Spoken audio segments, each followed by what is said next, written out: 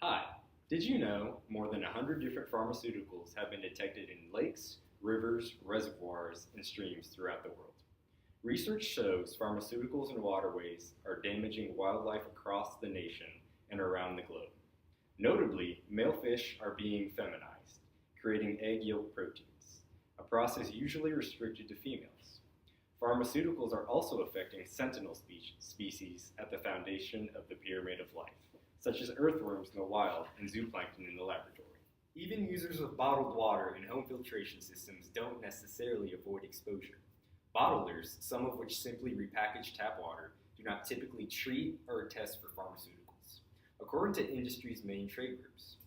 The same goes for the makers of home filtration systems. But what does this all mean to our bodies? Our bodies may shrug off a relatively big one-time dose, yet suffer from a smaller amount delivered continuously over half a century, perhaps subtly stirring allergies or nerve damage.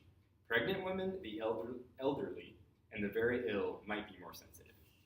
Our group performed an experiment to test the degradation of caffeine in three different solutions.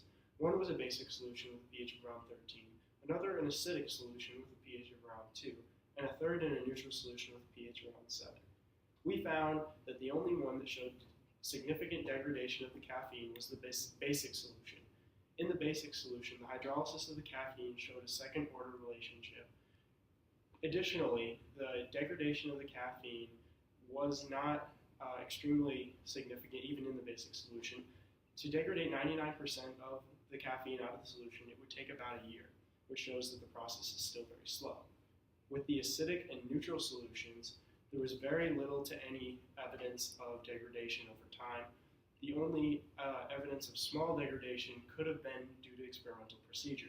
In other words, not much of the caffeine solution is going to degrade over time. Since caffeine is so widely consumed, it is considered an indicator for other pharmaceuticals that could be found in bodies of water from human waste.